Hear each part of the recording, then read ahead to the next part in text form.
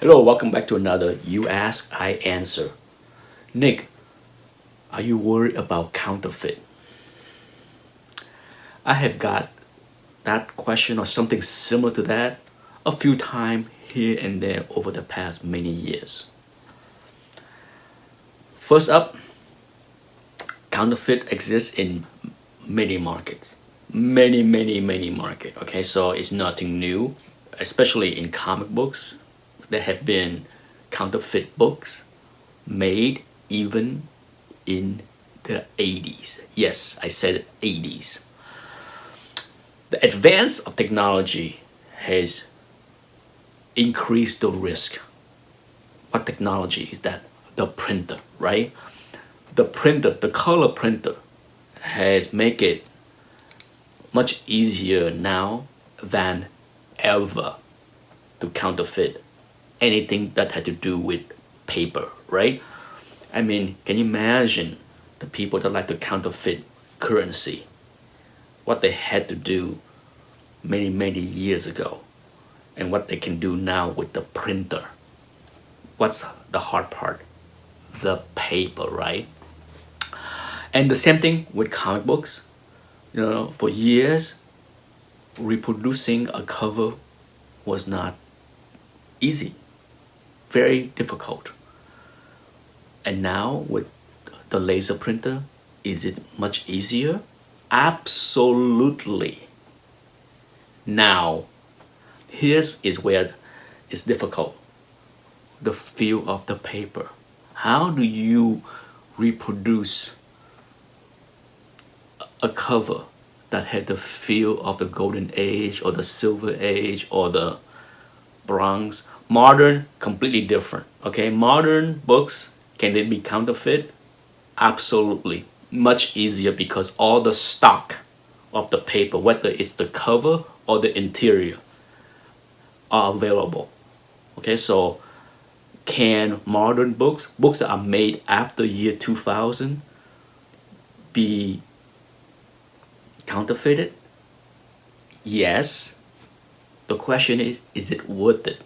Okay, how much hassle do you have to go through to make a counterfeit to sell for profit?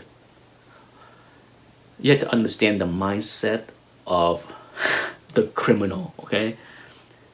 They want to do the least work to get the money, right? Does anybody here disagree?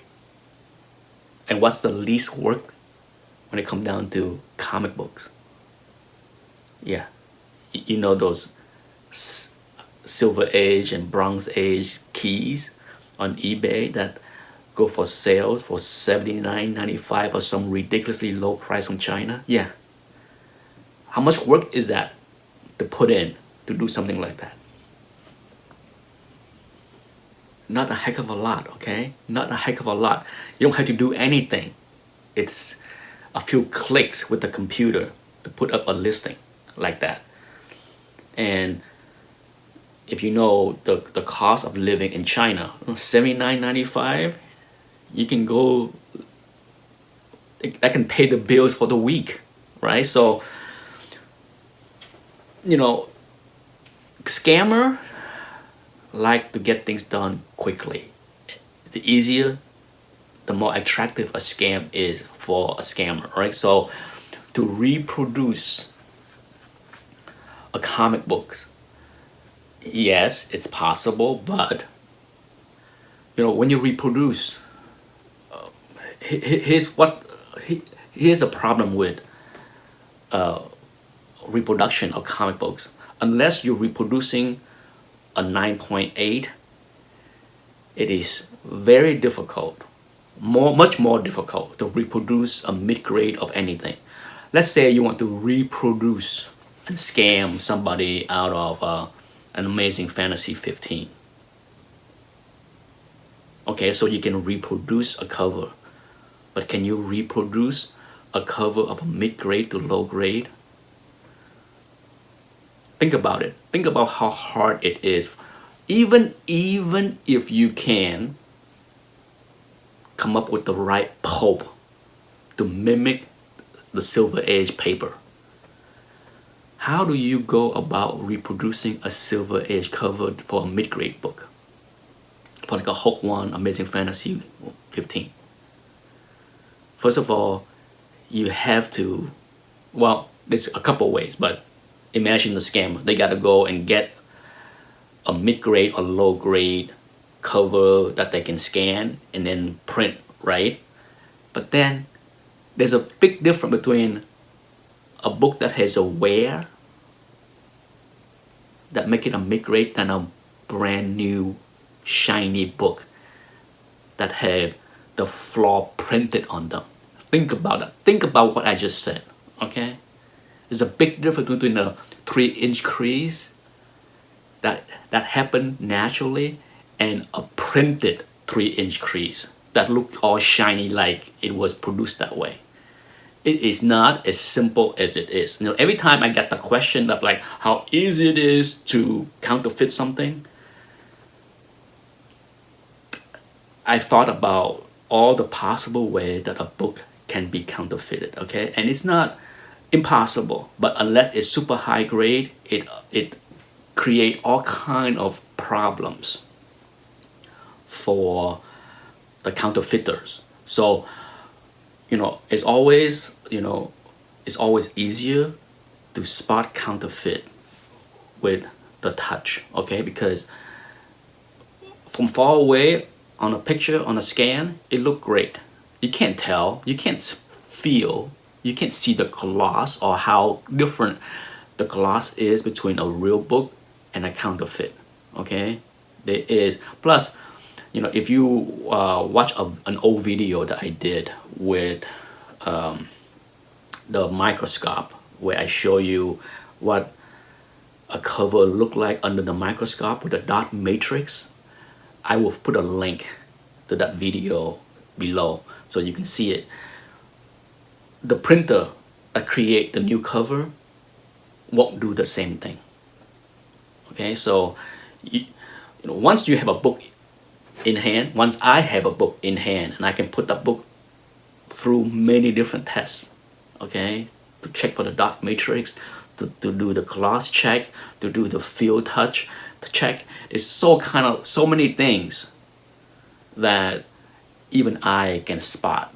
So, you know, the only advice I can give to many people that buy raw books is that, you know, if you buy raw books, be very careful of ultra high grade books.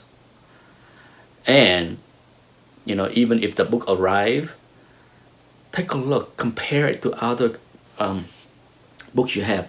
If you're buying a giant size X-Men 1, okay, for sure, check how the square bound are produced, how they are put together, because it's very easy to tell the difference.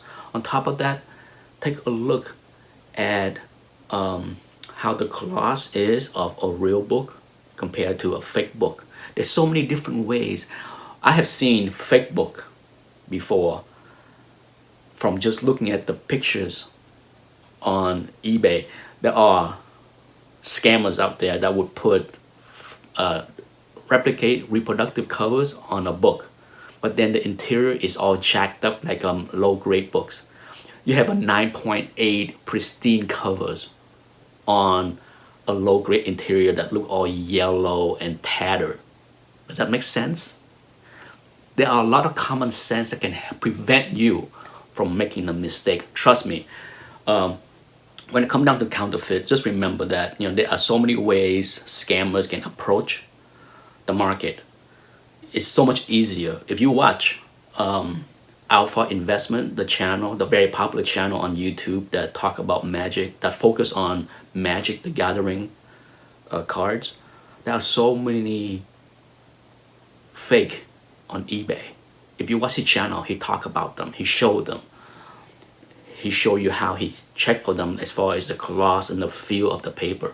It's so much easier to produce one card to scam people than to reproduce the whole comic books. Okay, that's why right now you have people reproducing covers. The people that reproduce the covers are not the scammer. Okay, they make reproductive cover for people that have books that they wish have a cover and they just slap it on for their own enjoyment.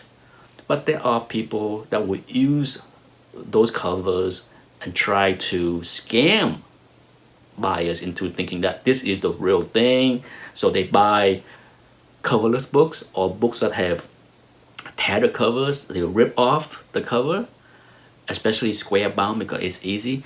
And like I said, when it comes down to scammers, they want to focus on things that are hot, things that can sell for money, right? So there's a lot of books out there that are not worth scamming.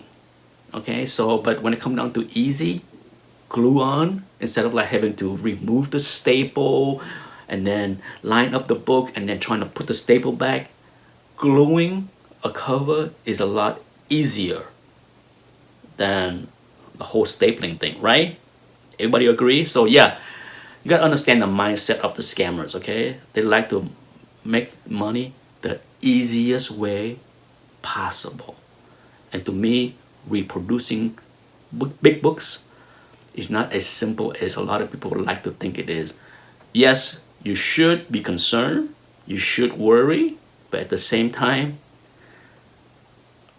it is a very tiny worry as far as how I feel about it. You know, I worry more about getting into a car accident on a daily basis than fraudulent comic books. Hopefully that answered the question. Hopefully my thought process on how to spot fake covers makes sense. Yeah? Anyhow, thanks for watching. Bye bye.